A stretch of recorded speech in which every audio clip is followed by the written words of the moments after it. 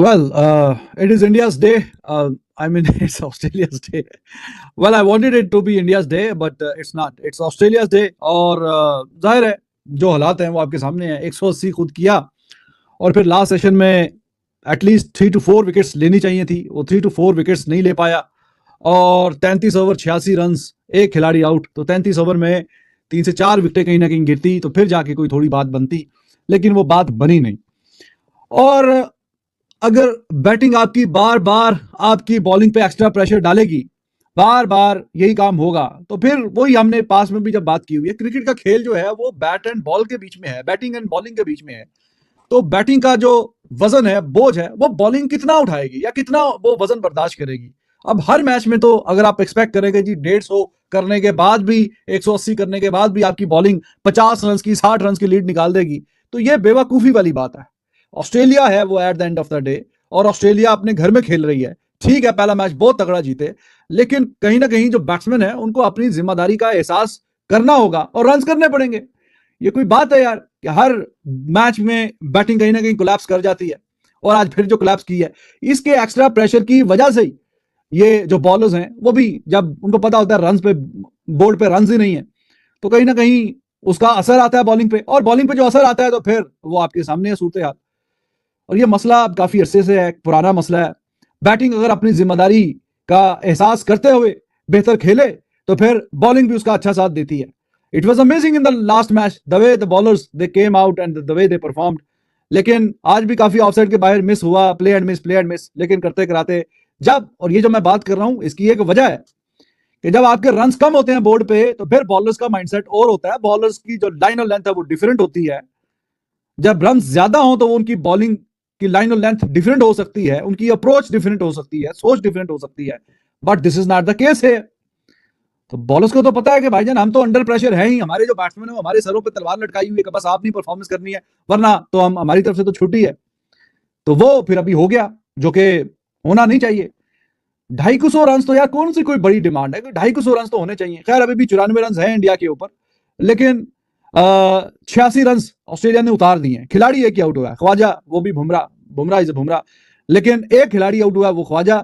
बाकी 94 रन अभी इंडिया के ऊपर है और 9 विकेटें ऑस्ट्रेलिया के हाथ में है. तो they are in a very strong position now. अब आके कहीं ना कहीं करते कराते कल पहले सेशन में डंड डालना पड़ेगा. आइडियल सिनेरियो था यहाँ पे. बाय द वे बत्ती उन्होंने भी जाती ऑस्ट्रेलिया वालियां दी, सानू लगता है साड़ी बत्ती जाती है, उन्होंने भी बत्ती. स्टेडियम में 2 बार ऐसा हुआ है कि लाइट बिल्कुल डार्क डोर्क हो गया, बिल्कुल जी कहानी, तो बत्ती वहां पे भी गुल हुई है. लेकिन जो सही असली बत्ती गुल हुई है वो स्टार्क ने की है बैट्समैनों की, और 6 खिलाड़ी वो आउट करके गया.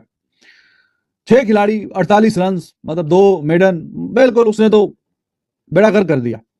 लेकिन जिनके पास बल्ले हैं, जिन्होंने परफॉर्मेंस दिखानी है, उनसे जिनसे एक्सपेक्टेशन है वो वैसी परफॉर्मेंस दिखाई नहीं सके. हमने विकेटों पे पहले भी बात की, आपके सामने ही है. चलो जायसवाल पिछले मैच में रन किए, प्लेयर ऑफ द मैच बना, और बल्कि वो बुमराह था I guess player of the match, ये आई डोंट नो, मैं भूल गया हूं. तो इस दफा नहीं परफॉर्मेंस आई. केएल राहुल तो चलो बीच में कुछ रुका तो सही थोड़ी देर, लेकिन ये जो तू चल मैं आया वाली कहानी शुरू हो जाती है वो अजीब सी है कि बस जी तुम चलो और हम आए, पीछे पीछे एक दूसरे की कहानी. तो इट इज अनफॉर्चुनेट. इंडिया को बहुत शानदार परफॉर्मेंस दिखानी पड़ेगी in order to stage a comeback in this match, वरना पहले ही दिन ऑस्ट्रेलिया ने जो इस मैच में गिरफ्त और पकड़ बनाई है वो बड़ी स्ट्रांग पकड़ उन्होंने बनाई है, और उनकी बैटिंग ने भी उनका साथ दिया है. कहीं ना कहीं थोड़ा उनको पता है उनकी बैटिंग को भी कि पिछले मैच में चलो बॉलर्स ने 150 पे रोक लिया था, हमारी बेवकूफी की वजह से या ना अहली की वजह से भाईजान हम उस 150 पे भी हमने 46 रन की लीड जो है वो कंसीड कर ली थी. तो अब वो मैक्सविनी की देखो शुरू में स्ट्रगल कर रहा था, लबुशेन कहीं ना कहीं के पास जस्ट सिटिंग डक है वहां पे, वेट एंड वॉच, तो करते कराते अब थोड़े थोड़े रन उनके आना शुरू हो गए हैं और स्टार्ट उनको मिल गया. अब बेहतर तो यही है कि उसी तरीके से फिर अब उनके भी आउट हो जिस तरीके से इंडिया के आउट होते हैं, यानी 69 पे एक आउट हुआ है, साथ ही अगले 77 पे तीसरा और 81 पे चौथा, इस तरीके से विकेट गिरे, और 115-20 पे 6 खिलाड़ी आउट. अगले 40-50 रन पे जो 5 आउट हुए हैं, तो फिर ऐसा ही कोई स्पेल करना पड़ेगा in order to stage a comeback, वरना अभी तक की जो सूरत हाल है वो तो ऑब्वियसली काफी ऑस्ट्रेलिया की फेवर में ही है ये मैच झुका हुआ. 38 में मैक्सविनी नॉट आउट है और 20 पे लबुशेन. स्ट्राइक रेट का मसला नहीं है, मैच तो चौथे दिन ही खत्म हो जाते हैं, 5वें दिन तो मैच जाता ही नहीं है. बस विकेट पे रुकना और रन करना. 35 से 40 के बीच के भी स्ट्राइक रेट से रन आए तो वो आप अगर 60-70 भी रन करेंगे तो बड़े वाइटल होंगे, बड़े बेहतरीन शानदार होंगे. तो दोनों ठीक ही खेल के सर्वाइव करके और अंडर लाइट्स ये 86 for 1 they have done amazing job. वरना भाईजान यहाँ से एक ही ओवर, खैर अश्विन को थोड़ा सा लेट लेके आया, थोड़ा सा एक दो ओवर और करवाते तो यू नेवर नो, वो अच्छा एक्सपीरियंस बॉलर है। तो Australia, they have played some amazing cricket today with the ball, with the bat, and first day belongs to Australia without any shadow of doubt. अब आगे क्या करना है? आगे आपने वही करना है जो मैंने भी आपको बताया। अगर आपका 79 पे एक आउट हो सकता है, और इंडिया का जब ऋषभ पंत आउट हुआ तब इनके जनाब रन थे बोर्ड पे 109, तो 79 और 40 रन पे आपकी 5 विकेटें गिरी, ऐसा ही है। तो जब 40 रन पे 5 विकेटें गिरी हैं, तो फिर to stage a comeback, इसी तरह का आपको भी एक कोलैप्स ऑस्ट्रेलिया को करवाना पड़ेगा, फिर ही जाके बात बनेगी। है 94 रन ऊपर, ऐसा नहीं है कि नहीं है, कुछ रन रह ही नहीं गया कुछ। और ये 94 रन उतरते उतरते उनके जाहिर है कि मैक्सिमम जो बैट्समैन है वो उतर जाने चाहिए। 5-6 विकेटें कम से कम इस रन के अंदर अंदर गिरे, और फिर अगर वो लीड ले भी तो लीड इतनी सिग्निफिकेंट नहीं होनी चाहिए, बस वो यही 35, 40, 50 मैक्सिमम, हालांकि वो भी वाइटल लीड होती है, उससे ऊपर काम नहीं जाना चाहिए। तो मैक्सिमम इंडिया 150 रन और उसके अंदर अंदर बाकी के सारे 9 आउट करने पड़ेंगे, उसके अलावा कोई ऑप्शन ही कोई नहीं है। Bowlers also let us down. Bowler यार चलो आप क्या सकते, मैं तो बोला कि ये 33 ओवर में आपके 3 से 4 खिलाड़ी एटलीस्ट आउट होने चाहिए थे, बट इट्स ओके। अभी I hope they will do well tomorrow जब आएंगे। लेकिन बैटिंग का जो मसला है वो ज्यादा संजीदा है, वो ज्यादा गंभीर है, वो ज्यादा खतरनाक है, खौफनाक है। बॉलिंग से तो उम्मीद है, आई एम स्टिल ऑप्टिमिस्टिक कि ये जो 94 रन है ये और इसके आसपास ये रन उतर के 50 के रन की लीड मैक्सिमम भी जाए तो बॉलर्स यहां से भी यानी कि कमबैक कर सकते हैं। लेकिन मेन मसला है बैटिंग का, और बैटिंग ने क्या करना है, दैट्स द प्रॉब्लम। और वो जाहिर है कि अच्छी नहीं है, उस पर इतना कोई कॉन्फिडेंस से नहीं भरोसा दिखाया जा सकता। तो श्रीलंका आउट क्लास किया इंडिया ने उनको बिल्कुल, and obviously they are looking favourite. कहीं ना कहीं बांग्लादेश और श्रीलंका के मैच तो अच्छे फंसते हैं आजकल वैसे, बट इंडिया दे उनकी जो बैटिंग है वो काफी अच्छी लग रही है, काफी खतरनाक लग रही है। उस दिन भी देखा पाकिस्तान के खिलाफ भी गिरते पड़ते मरते एंड में भी चलो हारे 46-44 रन से, लेकिन आखिरी विकेट तक भी देवर ट्राइंग के कुछ ना कुछ रन करने की। तो श्रीलंका इंडिया की जो बैटिंग है वो अंडर 19 लेवल पे बैटिंग हमेशा से इंडिया की अच्छी रही है, ये अभी बीमारी पड़ गई है, ये इंटरनेशनल लेवल पे अभी बीमारी पड़ गई है, वरना तो बॉलिंग हमेशा ही अच्छी, बैटिंग अच्छी होती थी इंडिया की, किसी भी लेवल पे ये खेले। अभी पिछली इनिंग में यार इन्होंने 487 रन किया है पिछली ही पारी में टेस्ट में वहां पे, तो आज इधर ये बिल्कुल इधर बेड़ा गर्क हो गया। पाकिस्तान डिजर्व ही नहीं करता था 116 रन पे जो टीम आउट हो जाए।